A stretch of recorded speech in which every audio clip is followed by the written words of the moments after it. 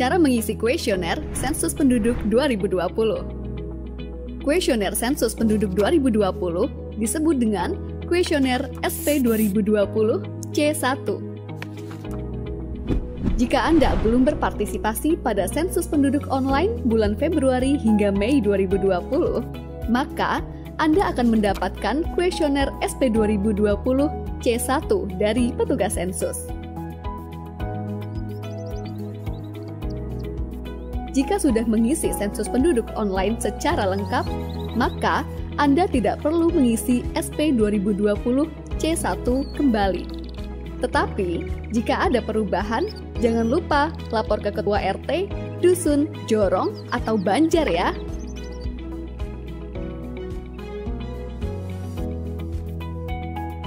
Kami akan mengilustrasikan tata cara pengisian kuesioner Sensus Penduduk 2020 atau SP 2020 C1. Bagi keluarga yang ingin mengisi menggunakan kuesioner secara mandiri, maka ikuti petunjuk pengisian yang telah disediakan atau tonton terus video ini. Mari kita mulai. Pertama, siapkan alat tulis berupa pensil atau ballpoint dan dokumen penting yang diperlukan untuk pengisian kuesioner sensus penduduk. Siapa saja bisa mengisi kuesioner sensus penduduk, asalkan mengetahui informasi seluruh anggota keluarga. Siapkan KTP, KK, dan akte pernikahan. Baca tata cara mengisi kuesioner. Selanjutnya, kita akan mengisi blok 1. Blok 1 adalah pertanyaan mengenai alamat keluarga pada saat ini. Untuk isian provinsi, kota atau kabupaten, kecamatan, desa atau kelurahan atau nagari, RT atau RW atau satuan lingkungan setempat, sampai isian nama dan kode SLS, serta nomor urut keluarga dan nomor bangunan diisikan oleh petugas sensus. Pengisian dimulai dari pertanyaan 104, yaitu alamat. Isikan alamat lengkap saat ini, nama kepala keluarga, jumlah anggota keluarga, dan anggota keluarga yang bisa dihubungi. Blok 2. Keterangan petugas akan diisikan oleh petugas sensus. Selanjutnya, lanjutkan pengisian ke blok 3, data perumahan tempat tinggal. Bagian ini hanya diisikan sekali untuk setiap keluarga. Isikan status kepemilikan rumah yang Anda tempati saat ini. Isikan listrik yang Anda gunakan di rumah. Isikan sumber air minum utama yang digunakan oleh keluarga Anda. Apakah air kemasan atau isi ulang? Ledeng, pompa atau sumur bor, sumur, mata air, sungai atau danau, air hujan, atau lainnya. Isikan keterangan fasilitas jamban atau tempat buang air besar dan septic tank di tempat tinggal Anda. Isikan jenis lantai terluas di tempat tinggal Anda. Apakah keramik atau marmer atau granit, ubin atau tegel atau teraso, semen, kayu atau papan, bambu, tanah, atau lainnya. Selanjutnya, kita beralih ke blok 4. Blok 4 diisikan untuk setiap anggota keluarga. Jadi, kalau di rumah ada 3 orang, maka ada 3 blok 4 yang terisi. Isikan keterangan dari masing-masing individu. Pengisian dilakukan secara berurutan, satu persatu, dimulai dari kepala keluarga, lalu dilanjutkan ke istri, anak, dan anggota keluarga yang lain apabila ada. Kami akan mengilustrasikan pengisian. Isikan nama lengkap Anda sesuai KK atau KTP dengan menggunakan huruf kapital. Berikan tanda centang pada isian jenis kelamin. Isikan nomor induk kependudukan Anda. Apabila NIK ada, lanjut ke pertanyaan 404. Bila NIK tidak ada, berikan centang pada salah satu alasan pada isian 403B di bawah. Selanjutnya, apabila alamat tempat tinggal Anda sekarang sesuai dengan tertulis pada KK, beri tanda centang pada kotak Ya. Dan apabila alamatnya berbeda, beri tanda centang pada kotak tidak. Isikan tempat lahir Anda sesuai dengan provinsi dan kabupaten atau kota kelahiran. Apabila tempat lahir Anda di luar negeri, isikan negaranya. Selanjutnya, apabila tanggal lahir Anda sesuai dengan yang tertulis di KK, beri tanda centang pada kotak ya. Dan apabila tanggalnya berbeda atau Anda tidak memiliki KK atau KTP, beri tanda centang pada kotak tidak. Isikan tanggal, bulan, tahun lahir, dan umur Anda saat ini. Selanjutnya, apakah Anda memiliki akta kelahiran dari kantor catatan sipil? Beri tanda centang pada kotak yang disediakan sesuai dengan jawaban Anda. Bila Anda memiliki akta kelahiran dari kantor catatan sipil atau Anda tidak mengetahui status kepemilikan akta kelahiran Anda, lanjut ke isian 407.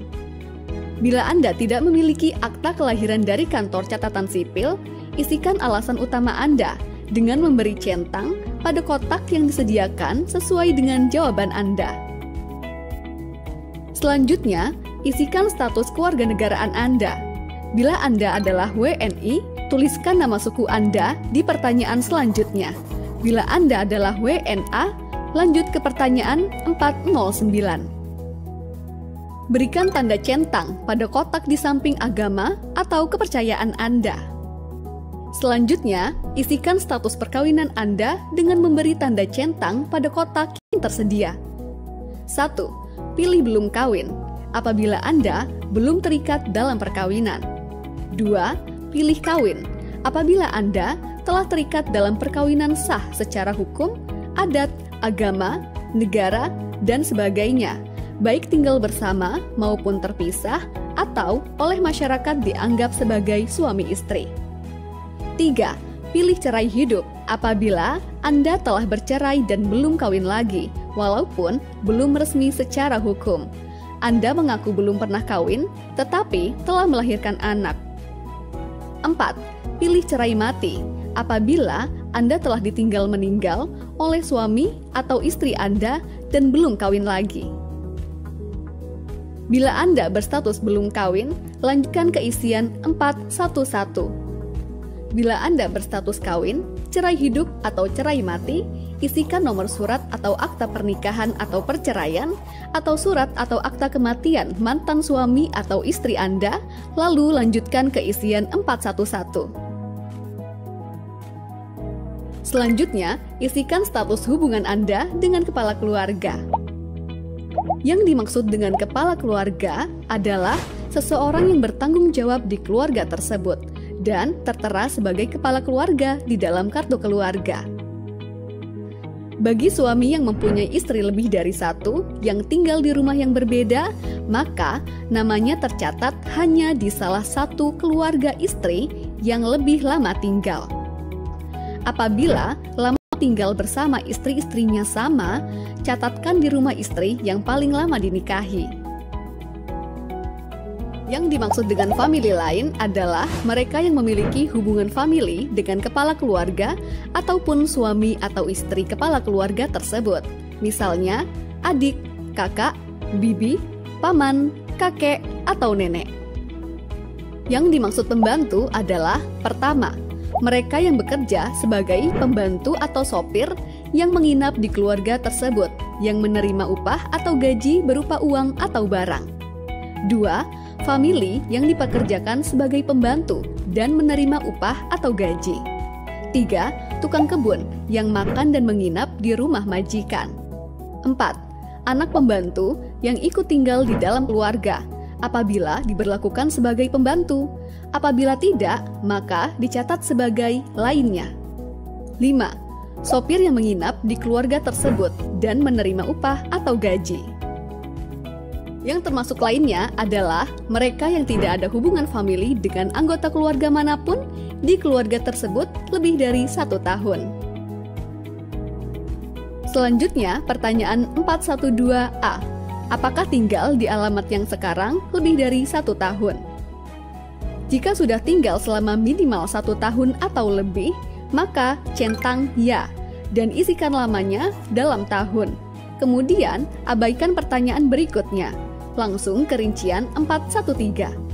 Jika kurang dari 1 tahun, maka centang tidak dan isikan dalam bulan.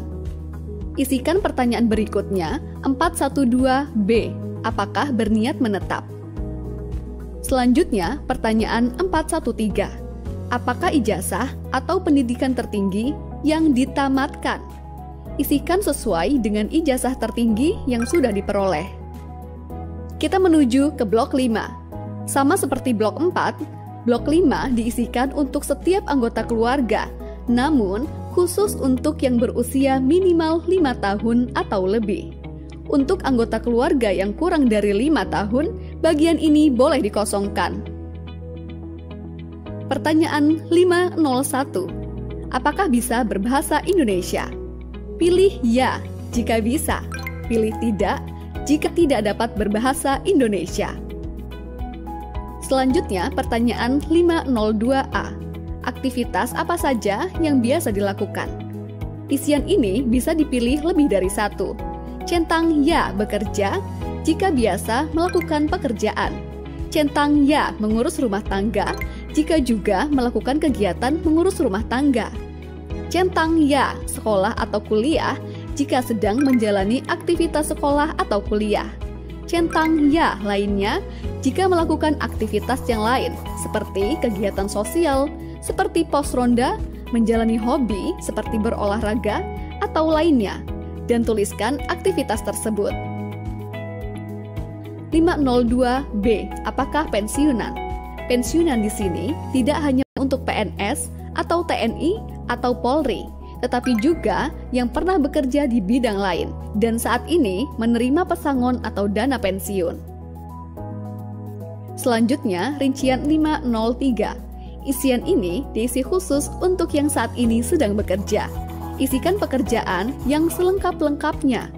Berikut contoh pengisiannya. Isikan juga status dalam pekerjaan. Apakah berusaha sendiri atau dengan dibantu pekerja yang tidak dibayar? Apakah berusaha dan dibantu pekerja yang dibayar? Apakah sebagai buruh, atau karyawan, atau pegawai, atau pekerja yang dibayar? Atau apakah pekerja yang tidak dibayar atau pekerja keluarga?